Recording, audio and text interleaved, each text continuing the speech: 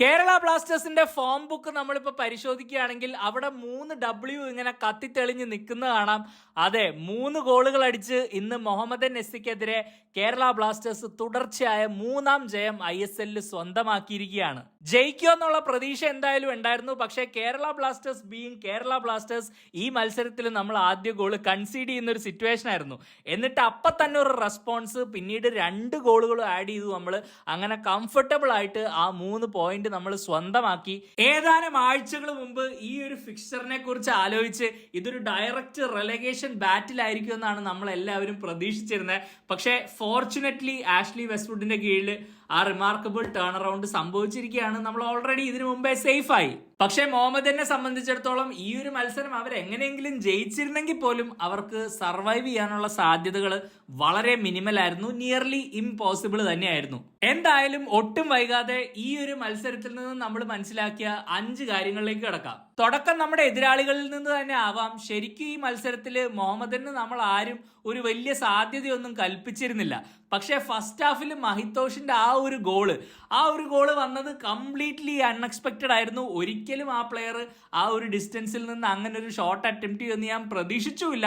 ആ ഷോട്ട് ആ ബാറിൽ ഇടിച്ച് അകത്ത് കയറുമെന്നും ഞാൻ പ്രതീക്ഷിച്ചില്ല. ശരിക്കും ഒരു റോക്കറ്റ് ഐറ്റം. അതിനുള്ള മറുപടി നമ്മൾ അപ്പം തന്നെ നൽകി. അതിലേക്ക് നമുക്ക് പിന്നീട് വരാം. ഇപ്പം നമുക്ക് മുഹമ്മദിനിൽ തന്നെ ഒന്ന് ഫോക്കസ് ചെയ്യാം.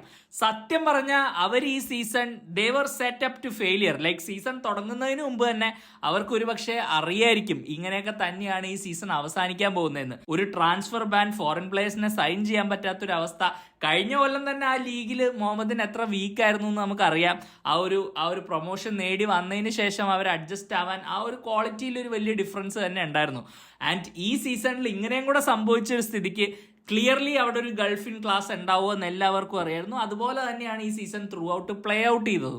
ബട്ട് കഴിഞ്ഞ 2 മത്സരങ്ങളിൽ അവരൊരു ഡ്രോ പിടിച്ചിട്ടാണ് ഈ ഒരു മത്സരത്തിലേക്ക് വരുന്നത്. ടേബിളിൽ അവരുടെ ഇൻ ആൻഡ് അറൗണ്ട് ഉള്ള ആ ഒരു സ്പോർട്ടിംഗ് ക്ലബ് ഡൽഹിയും ചെന്നൈയിനും ആയിട്ടായിരുന്നു ആ റിസൾട്ടുകൾ. അതുകൊണ്ട് തന്നെ അവരിൽ ഒരു ചെറിയ കോൺഫിഡൻസ് എവിടെയെങ്കിലും ഉടലെടുത്തിട്ടുണ്ടാവും. പക്ഷെ ഇന്ന് നമ്മൾ അത് കംപ്ലീറ്റ്ലി അടിച്ച് നിലംപരിശാക്കി എന്നുള്ളതാണ് വാസ്തവം. ഞാൻ ഈ പറഞ്ഞ 2 ഡ്രോയ്ക്ക് ശേഷം മുഹമ്മദിന് എന്താണ് ഉണ്ടായെന്ന് നമുക്കറിയാം. അവർ ട്രെയിനിങ് ബോയ്ക്കോട്ട് ചെയ്യുന്ന ഒരു സിറ്റുവേഷൻ വന്നു. അതിനുശേഷം പിന്നീട് അവർ റെസ്യൂം ചെയ്തു.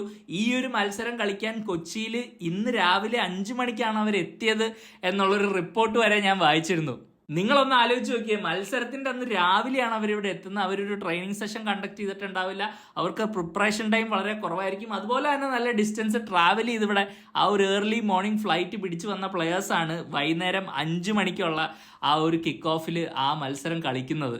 ഓൾറെഡി ഈ മത്സരം ജയിക്കുക എന്നുള്ളത് മുഹമ്മദിനെ സംബന്ധിച്ചിടത്തോളം ഒരു വലിയ ടാസ്ക് ആണ്. അപ്പൊ ഈ കാര്യങ്ങളും കൂടെ നമ്മളൊന്ന് കൺസിഡർ ചെയ്യുകയാണെങ്കിൽ എന്തുകൊണ്ടാണ് അവർക്ക് ഇന്ന് ഇങ്ങനെ സംഭവിച്ചതെന്ന് വളരെ ഓബ്വിയസ് ആയിട്ട് നമുക്ക് മനസ്സിലാവും. ഒരുപാട് ഹിസ്റ്ററി ഉള്ളൊരു ക്ലബ്ബ് തന്നെയാണ് മുഹമ്മദൻ. അവരിനി ആ സെക്കൻഡ് ഡിവിഷനിലേക്ക് പോകുമ്പോൾ അവരെക്കുറിച്ച് ആലോചിച്ച് ആക്ച്വലി എനിക്കൊരു ചെറിയ പേടിയുണ്ട്. കാരണം ഇനി അവർക്ക് തിരിച്ച് ISL എത്താൻ പറ്റുമോ എന്നുള്ളൊരു ചോദ്യമാണ്. നമുക്കറിയാം ഇപ്പം IFL, ഇന്ത്യൻ ഫുട്ബോൾ ലീഗ്, അല്ലെങ്കിൽ പഴയ I ലീഗ്, അതിൽ നടക്കുന്ന ആ ഒരു കോമ്പറ്റീഷനെ കുറിച്ച് നമുക്കറിയാം.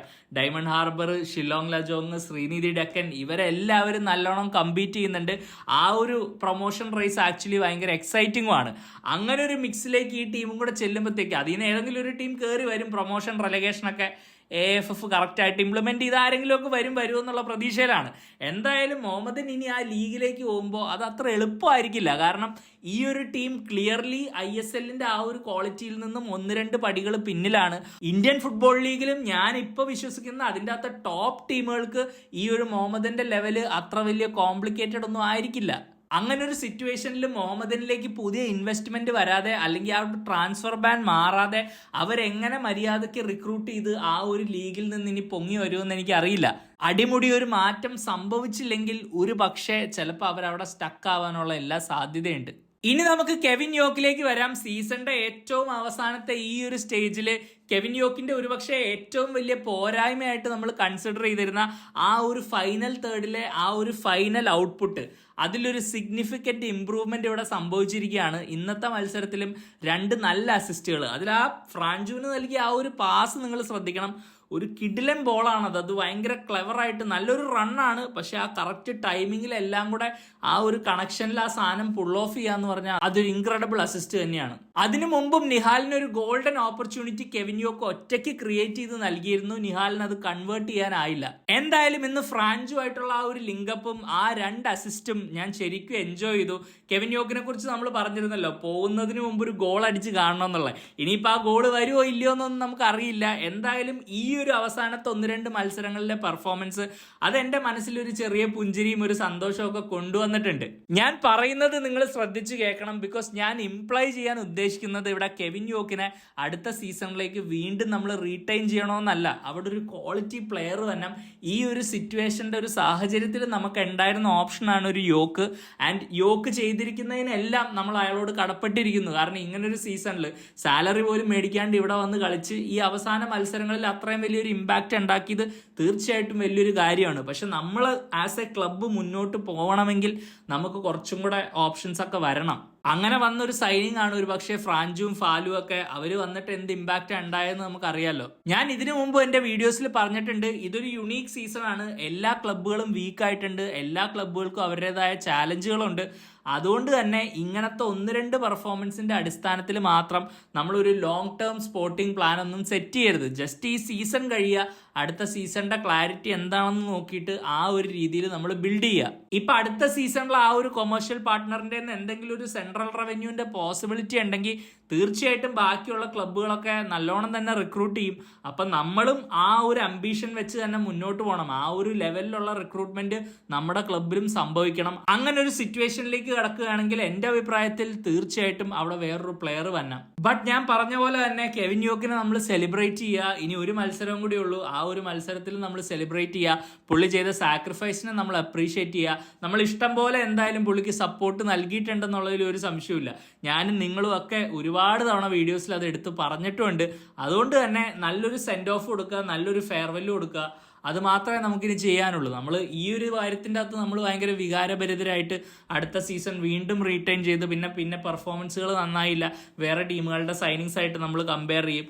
അങ്ങനെയൊക്കെ വന്നു കഴിഞ്ഞാൽ പിന്നെയും ഈ ഒരു സർക്കിൾ സംഭവത്തിൽ ഇങ്ങനെ ഓടിക്കൊണ്ടിരിക്കും.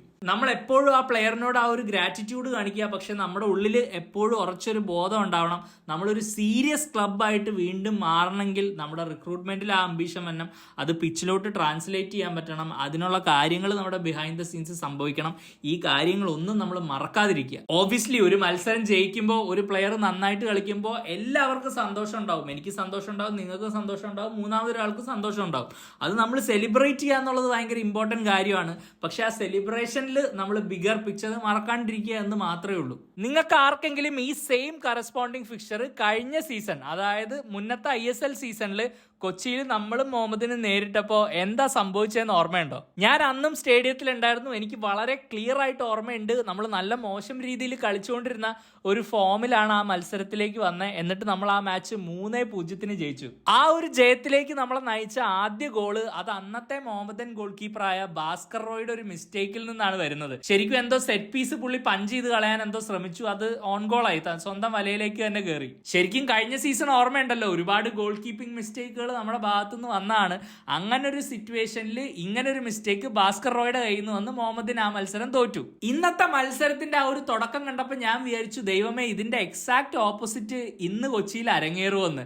മുഹമ്മദിന്റെ ഗോൾ കീപ്പറായ പദം ഛേത്രിയുടെ ആ തുടക്കത്തിലെ പെർഫോമൻസ് അത് ശരിക്കും ആ ടീമിന് ഒരു വലിയ കോൺഫിഡൻസ് നൽകിയെന്ന് തന്നെയാണ് ഞാൻ വിശ്വസിക്കുന്നത്. ആ ഒരു ഹെഡർ സേവ് ചെയ്തെന്ന് നിങ്ങൾക്ക് ഓർമ്മയില്ലേ? പെട്ടെന്ന് താഴത്തേക്ക് ഇറങ്ങി ആ ഒരു ക്ലോസ് റേഞ്ചിൽ നിന്നും അങ്ങനെ ഒരു സേവ് ചെയ്യാന്ന് പറഞ്ഞാൽ ആ റിഫ്ലക്സ് സമ്മതിച്ചു കൊടുക്കണം. പിന്നീട് ഫ്രാഞ്ചുവിന്റെ ഡിസ്റ്റൻസിൽ നിന്നുള്ള ഒരു ഷോട്ട് തടുത്തിടുന്നുണ്ടായിരുന്നു. ആക്ച്വലി ഈ ഒരു മത്സരത്തിൽ മുഹമ്മദിന്റെ ഡിഫൻസിൽ നിന്നും പദം ഛേത്രിക്ക് ഒരു സഹായവും ലഭിച്ചിട്ടില്ല എന്നുള്ളത് തന്നെയാണ്. ആദ്യത്തെ 2 ഗോൾ കൺസീഡ് ചെയ്തപ്പോഴും പുള്ളിക്ക് പ്രത്യേകിച്ച് ചെയ്യാനൊന്നും ഉണ്ടായിരുന്നില്ല. ആ ഡിഫൻസ് കംപ്ലീറ്റ്ലി ഡിസിൻറ്റഗ്രേറ്റഡ് ആയിരുന്നു. നമ്മൾ അത് നല്ലോണം മുതലെടുക്കുകയും ചെയ്തു. ഞാൻ ഈ പ്ലെയറിനെ എടുത്തു പറയാൻ കാരണം മത്സരത്തിന് മുമ്പ് ആ ഹഡിലിൽ ശരിക്കും പദം ഛേത്രി ആയിരുന്നു ആ ഒരു ടീമിനോട് ഒരു ലീഡർ എന്ന രീതിയിൽ സംസാരിച്ചുകൊണ്ടിരുന്നത്. എന്ത് ചെയ്യണം, എന്ത് ചെയ്യേണ്ട, അങ്ങനെയുള്ള അഡ്വൈസുകളായിരിക്കാം. നമുക്കറിയാമല്ലോ, മത്സരത്തിന് മുമ്പ് ഇത്രയും ക്രൂഷ്യൽ ആയിട്ടുള്ള ഒരു മാച്ചിൽ ആ ടീമിനെ ഇൻസ്പയർ ചെയ്യുക എന്നുള്ളത് വലിയൊരു ഡ്യൂട്ടി തന്നെയാണ്. ആ ഗോൾ കീപ്പർ തൻ്റെ പെർഫോമൻസുകൾ കൊണ്ട് ഇന്ന് മാക്സിമം അവരെ ഇൻസ്പയർ ചെയ്യാൻ നോക്കി എന്ന് തന്നെയാണ് എനിക്ക് ഫീൽ ചെയ്തത്. ബട്ട് അൺഫോർച്ചുനേറ്റ്ലി നമ്മൾ പ്രതീക്ഷിച്ച പോലെ തന്നെ മുഹമ്മദിന്റെ വേസ്റ്റ് നൈറ്റ്മെയർ ഈ മത്സരത്തിൽ അൺഫോൾഡ് ആയി. ഇനി ഈ കേരള ബ്ലാസ്റ്റേഴ്സ് ജയത്തിൽ നിന്നും നമുക്ക് എല്ലാവർക്കും ഒരു എക്സ്ട്രാ മധുരം നൽകുന്ന ആ ഒരു ഫാക്ടറിലേക്ക് തന്നെ വരാം. അത് ശ്രീകുട്ടന്റെ ഗോള് തന്നെയാണ്. ഡേവിഡ് കാറ്റലയുടെ ആദ്യത്തെ സൂപ്പർ കപ്പ് നമുക്ക് ഓർമ്മയുണ്ട്. ഈ കഴിഞ്ഞതല്ല, അതിന് മുമ്പത്തെ സൂപ്പർ കപ്പ്. അന്ന് മോഹൻ ബഗാനെതിരെ നമ്മൾ നോക്കൌട്ട് ആയ ആ ഒരു മത്സരത്തിൽ ശ്രീകുട്ടന്റെ പെർഫോമൻസിനെ കുറിച്ച് വാതോരാതെ നമ്മൾ എല്ലാവരും സംസാരിച്ചിരുന്നു. അതിനുശേഷം പക്ഷേ ആ ഒരു കേരള ബ്ലാസ്റ്റേഴ്സ് കരിയർ വേണ്ട രീതിയിൽ ടേക്ക് ഓഫ് ആയിരുന്നില്ല. നമുക്കറിയാം, ഒരു ഇഞ്ചുറിയുടെ പ്രശ്നം ഉണ്ടായിരുന്നു. പക്ഷേ RFDL നമ്മുടെ ക്ലബിന് വേണ്ടി നല്ല പെർഫോമൻസുകൾ പ്രൊഡ്യൂസ് ചെയ്ത് ക്യാപ്റ്റൻ ആയിരുന്ന ആ ഒരു പെർഫോമൻസുകളൊക്കെ കണ്ടപ്പോൾ ശരിക്കും ഞാൻ വിചാരിച്ചു ഫസ്റ്റ് ടീമിൽ ഒരു വലിയ ഇമ്പാക്റ്റ് ഉണ്ടാക്കാനാവട്ടെ, ആ സീനിയർ ലെവലിൽ അവസരങ്ങൾ ലഭിക്കട്ടെ എന്ന് ഞാൻ ഉള്ളുകൊണ്ട് ശരിക്കും ആഗ്രഹിച്ചിരുന്നു. ഈ സീസണിൽ നമ്മുടെ അക്കാഡമിയിൽ നിന്ന് എബിൻ ദാസ് എന്ന ആ ഒരു സൂപ്പർ സ്റ്റാറിന്റെ വരവറിയിക്കലും കൂടെ കഴിഞ്ഞപ്പോൾ ഒരുപക്ഷെ ശ്രീകുട്ടൻ കഴിഞ്ഞ സൂപ്പർ കപ്പിൽ ഉണ്ടാക്കിയ ആ ഒരു ഇമ്പാക്റ്റിനെ കുറിച്ച് ചില വിഭാഗം ഫാൻസ് എങ്കിലും മറന്നിരുന്നോ എന്നൊരു സംശയം എന്റെ മനസ്സിലുണ്ടായിരുന്നു. എന്തായാലും ഈ മത്സരത്തിൽ ആ ഒരു ഗോള് കണ്ടെത്താനായി എന്നുള്ളത് അതൊരു വലിയ പോസിറ്റീവ് തന്നെയാണ്. ആക്ച്വലി ഈ ഗോളിന് മുമ്പും ഒരു ചാൻസ് ഉണ്ടായിരുന്നു. അത് എങ്ങനെയൊക്കെയോ പദം ചേത്രി തട്ടി ആ ഒരു ബാറിലടിച്ച് പിന്നെ ബർട്ടമൂന് കൺവേർട്ട് ചെയ്യാനാവാതെ വളരെ തലനാരിഴയ്ക്ക് ശ്രീകുട്ടൻ ആ ഒരു അവസരം മിസ് ചെയ്തിരുന്നു. ആ ഒരു ബോൾ വലയിൽ എത്താണ്ടിരുന്നപ്പോൾ എൻ്റെ മനസ്സിലൊരു നിരാശ ഉണ്ടായിരുന്നു. കാരണം ഗോളിന് അത്രയും അടുത്തു എത്തിയിട്ടും ഈ പ്ലെയർ ഡിസേർവ് ചെയ്യുന്നൊരു ഗോള് അവന് കിട്ടിയില്ലല്ലോ എന്നുള്ളൊരു നിരാശ. പക്ഷെ പിന്നീട് ആ മൂന്നാമത്തെ ഗോള് വന്നപ്പോൾ ആ സെലിബ്രേഷൻ കണ്ടപ്പോൾ ശരിക്കും എൻ്റെ മനസ്സ് നിറഞ്ഞു. ഇന്ത്യയുടെ ഏജ് ഗ്രൂപ്പ് ടീമിൽ വരെ കോളപ്പ് കിട്ടിയിട്ടുള്ള ഒരു പ്ലെയർ ആണ്. റെഗുലർ ആയിട്ട് കളിക്കാൻ പറ്റട്ടെ, മെയിൻലി ഇഞ്ചുറി ഫ്രീ ആയിട്ട് ഇരിക്കാൻ പറ്റട്ടെ. ബിക്കോസ് ആ മോഹൻ ബഗാനെതിരെയുള്ള അന്നത്തെ ആ പെർഫോമൻസ് നിങ്ങൾക്ക് ഓർമ്മയുണ്ടെങ്കിൽ ആ ഒരു ഒറ്റ പെർഫോമൻസ് മതി ഈ പ്ലെയറിന്റെ ക്വാളിറ്റി എന്താണെന്ന് നമുക്ക് മനസ്സിലാക്കാൻ. ചുറ്റുമുള്ള ഒന്നും വർക്ക് ചെയ്യാഞ്ഞിട്ടും ആ ഒരു മത്സരത്തിൽ ശ്രീകുട്ടൻ ആ ഒരു കൊണ്ടുവന്ന ഇമ്പാക്റ്റിനെ നമ്മൾ ഒരിക്കലും മറക്കാൻ കഴിയില്ല. ഇന്നും ബെഞ്ചിൽ നിന്നിറങ്ങി ഒരു പോസിറ്റീവായിട്ട് തന്നെ കളിച്ചിട്ടുണ്ട്. തുടരെ മിനിറ്റ്സ് കിട്ടട്ടെ, ആ ഒരു പ്രാർത്ഥന മാത്രമേ ഉള്ളൂ. ഫൈനലി എനിക്ക് സംസാരിക്കാനുള്ളത് നമ്മുടെ ഫെഡറേഷനോട് തന്നെയാണ്. ഞാൻ ആക്ച്വലി ഇൻസ്റ്റാഗ്രാമിൽ ഒരു റിയാക്ഷൻ വീഡിയോ പോലെ ചെയ്തിരുന്നു. നിങ്ങൾ ആരെങ്കിലും കണ്ടിട്ടില്ലെങ്കിൽ വേണമെങ്കിൽ നമ്മുടെ ഇൻസ്റ്റാഗ്രാം കയറി ചെക്ക് ചെയ്യുക. ഞാനത് ബയോയിൽ ലിങ്ക് ചെയ്തേക്കാം. എന്തായാലും ആ വീഡിയോയിൽ ഞാൻ സംസാരിച്ച ഇതാണ്, അടുത്ത മത്സരത്തിനെ കുറിച്ചുള്ള ഒരു ക്ലാരിറ്റി ഇതുവരെ വന്നിട്ടില്ല. ഗൂഗിളിൽ നമ്മൾ അടിച്ചു നോക്കി എനിക്കറിയാം മെയ് 17 അടുത്ത മത്സരം FC ഗോവയായിട്ടാണെന്ന് കാണിക്കുന്നുണ്ട്. പക്ഷേ ISLന്റെ വെബ്സൈറ്റിൽ ഇത് അപ്ഡേറ്റ് ആയിട്ടില്ല. അവർ പുറത്തു വിട്ടിരുന്ന ഫിക്ചറിന്റെ PDF-ൽ ഈ മെയ് 17 FC ഗോവയും കേരള ബ്ലാസ്റ്റേഴ്സും തമ്മിൽ മത്സരം നടക്കുന്നു എന്നുള്ളത് ലിസ്റ്റ് ചെയ്തിട്ടില്ല. കഴിഞ്ഞ പ്രസ് കോൺഫറൻസിൽ ആഷ്ലി വെസ്റ്റ്വുഡ് എടുത്ത് പറഞ്ഞിരുന്നു എന്നാണ് ആ മത്സരം എന്നുള്ളതിൻ്റെ ഒരു ക്ലാരിറ്റി 100% ഞങ്ങളുടെ കയ്യിലില്ലെന്ന്. കുറെ പേര് വന്ന് കമന്റ് ചെയ്തിട്ടുണ്ടായിരുന്നു മെയ് 17 നടക്കും, സമയമാണ് ഫിക്സ് ചെയ്യാത്തതെന്നൊക്കെ. എൻ്റെ സംശയം ഇതാണ്, മെയ് 17 അപ്പം മൊത്തത്തിൽ എത്ര മത്സരങ്ങൾ നടക്കുന്നുണ്ട്? I want the complete list by tomorrow. എല്ലാ ടീമുകളും ഒരേ ദിവസം ഇങ്ങനെ മെയ് 17 കളിക്കുന്ന ആ ഒരു സിറ്റുവേഷൻ എന്തായാലും ഉണ്ടാവില്ലെന്ന് തന്നെയാണ് എനിക്ക് തോന്നുന്നത്. കാരണം അതിനുള്ള ലൊജിസ്റ്റിക്സോ കാര്യങ്ങളോ ഒന്നും നമ്മുടെ കയ്യിലില്ല. ഒരുപാട് കാര്യങ്ങൾ നമ്മളതിന് സോർട്ട് ഔട്ട് ചെയ്യാനുണ്ട്. ബ്രോഡ്കാസ്റ്റ് ആയിക്കോട്ടെ, ഓപ്പറേഷൻ സൈഡ് ആയിക്കോട്ടെ, അങ്ങനെ എത്ര കാര്യങ്ങൾ സോർട്ട് ഔട്ട് ചെയ്യാനുണ്ട്. ഇതെല്ലാം കൂടെ നമ്മുടെ ഫെഡറേഷൻ ചെയ്യൂ ഇനി എങ്ങാനും? ആ ഒരു സംശയമാണ് എനിക്കുള്ളത്. കാരണം ഇതുവരെയുള്ള അവരുടെ പ്രവർത്തനം അനുസരിച്ച് ഇങ്ങനെ ഒന്നും ചെയ്യുമെന്ന് എനിക്ക് തോന്നിയിട്ടില്ല. പിന്നെ ഒരുപക്ഷെ തട്ടിക്കൂട്ട് സീസൺ അല്ലേ, ഒറ്റ ദിവസത്തിൽ എല്ലാം തീർത്തേക്കാന്ന് പറഞ്ഞ് വേണമെങ്കിൽ ചെയ്താലും അതിലും വലിയ തെറ്റൊന്നും പറയാനില്ല. അവരായതുകൊണ്ട് ചിലപ്പോൾ അങ്ങനെ ഒറ്റ ദിവസത്തിൽ തന്നെ എല്ലാം തീർത്ത് കളയാം എന്ന് പറഞ്ഞാൽ എല്ലാവരെയും കൂടെ ഒരേ ദിവസം പിടിച്ച് കളിപ്പിച്ചേക്കാം. ഇങ്ങനെ എന്ത് തീരുമാനമാണ് അവരെടുക്കുന്നതെങ്കിലും അത് നേരത്തെ ക്ലിയർ ആയിട്ടൊന്ന് കട്ട് ആൻഡ് റൈറ്റ് ആയിട്ട് പറയാനുള്ള ഒരു മര്യാദ കാണിക്കണ്ടേ? ഇപ്പൊ തന്നെ നിങ്ങളൊന്ന് ആലോചിച്ച് നോക്കിയേ, ലീഗ് തുടങ്ങിയിട്ട് 3 മാസമായി, എന്നിട്ടും അതിൻ്റെ ഒരു ക്ലാരിറ്റി ഇല്ലെന്ന് പറഞ്ഞാൽ അതൊക്കെ ഒരുമാതിരി വിശ്വസിക്കാൻ പറ്റാത്ത ന്യായീകരണമാണ്. റെട്രോസ്പെക്റ്റീവ് ആയിട്ട് ഡിസിപ്ലിനറി ആക്ഷൻ എടുക്കാനും ചില ക്ലബ്ബുകൾക്ക് 19 ദിവസത്തെ ബ്രേക്ക് കൊടുക്കാനും ഒക്കെ ആവേശം കാണിക്കുന്ന ഈ ഫെഡറേഷൻ ഈ കാര്യത്തിൽ കുറച്ചും കൂടെ ശ്രദ്ധിക്കേണ്ടിയിരിക്കുന്നു. ഇപ്പതേ ബംഗാളിലെ ഇലക്ഷനും കഴിഞ്ഞു. ഇനിയിപ്പോ AFFന്റെ തലപ്പത്തിരിക്കുന്ന ആൾക്കാർക്ക് ISLന്റെ ഫിക്ചറിനെ കുറിച്ചൊക്കെ ഒന്ന് ആലോചിക്കാം. അല്ല, ഞാനിപ്പോ ഇതൊക്കെ ഇവിടെ വന്ന് പറഞ്ഞിട്ട് എന്താ കാര്യം? കുറെ നാൾ ഈ ലീഗ് തന്നെ നടക്കുമെന്ന് ആലോചിച്ച് നമ്മളെല്ലാവരും ആകാശത്തേക്ക് നോക്കിയിരുന്നില്ലേ? അതുപോലെ നമ്മൾ ഇനി ഇരിക്കുമെന്ന് അവർ വിചാരിച്ചു കാണും. എന്തായാലും ഇത്രയും അൺസീരിയസ് ആയിട്ടുള്ളൊരു ഫെഡറേഷൻ ഇനിയെങ്കിലും ഒന്ന് ബെറ്റർ ആവട്ടെ. That's it guys. ഈ ഒരു മത്സരത്തിൽ നമ്മൾ മനസ്സിലാക്കിയ 5 കാര്യങ്ങൾ ഇതാണ്. ഇനിയിപ്പോൾ അടുത്ത മാച്ചിനെ കുറിച്ചുള്ള അപ്ഡേറ്റിനായിട്ട് ഞാൻ പറഞ്ഞ പോലെ നമുക്ക് എല്ലാവർക്കും വെയിറ്റ് ചെയ്യാം. ഈ ഒരു റിസൾട്ടിനെ കുറിച്ചുള്ള നിങ്ങളുടെ അഭിപ്രായങ്ങൾ തീർച്ചയായിട്ടും നിങ്ങൾ കമന്റ് ചെയ്യുക. ഞാൻ 1-2 ആഴ്ചകൾ മുമ്പ് നിങ്ങളോട് പറഞ്ഞിരുന്നു, ഇനി അങ്ങോട്ടുള്ള മത്സരങ്ങളിൽ നമുക്ക് പ്രത്യേകിച്ച് റോളൊന്നുമില്ല, നമ്മളിങ്ങനെ കളിക്കുക, എൻജോയ് ചെയ്യുക എന്ന് മാത്രമേ ഉള്ളൂ. നമ്മുടെ ടീം എന്തായാലും ആ എക്സൈറ്റിംഗ് ആയിട്ടുള്ള ടൈറ്റിൽ റേസിൽ കമ്പീറ്റ് ചെയ്യുന്നില്ല, റെലഗേഷൻ നമ്മൾ അവോയ്ഡും ചെയ്തു. അപ്പൊ പിന്നെ എല്ലാം ബേസിക്കലി ഫ്രീ ഹിറ്റ് ആണ്, കാണുക, എൻജോയ് ചെയ്യുക, എന്തെങ്കിലുമൊക്കെ ചെയ്യുക. ആൻഡ് വളരെ ഓബ്വിയസ് ആയിട്ട് ഇവിടെ കുറെ പേരെങ്കിലും ചോദിക്കാൻ സാധ്യതയുള്ളൊരു ചോദ്യമുണ്ട്, ഈ ചേഞ്ചുകളൊക്കെ കുറച്ചും കൂടെ നേരത്തെ കൊണ്ടുവന്നിരുന്നെങ്കിൽ ഈ ഒരു ടൈറ്റിൽ റേസിൽ ഒരുപക്ഷെ നമുക്കും കമ്പീറ്റ് ചെയ്ത് കൂടായിരുന്നോ? 7 ടീമുകൾ ഇപ്പോഴും മാത്തമാറ്റിക്കലി ആ ഒരു ഇക്വേഷനിലുണ്ട്. അതിലൊരു ടീമും കൂടെ ആയിട്ട് നമ്മളും കൂടെ കയറില്ലായിരുന്നോ എന്നുള്ളൊരു ചോദ്യമുണ്ട്. ആ ചോദ്യത്തിനുള്ള ഉത്തരം ഈ ക്ലബിന്റെ സ്റ്റേക്ക് ഹോൾഡേഴ്സ് ആയ എല്ലാവർക്കും ലഭിക്കുകയാണെങ്കിൽ ഒരുപക്ഷെ നമുക്കൊരു നല്ല നാളെ ഉണ്ടാവും. പുതിയൊരു വീഡിയോ ആയിട്ട് വീണ്ടും വരാം. You take care.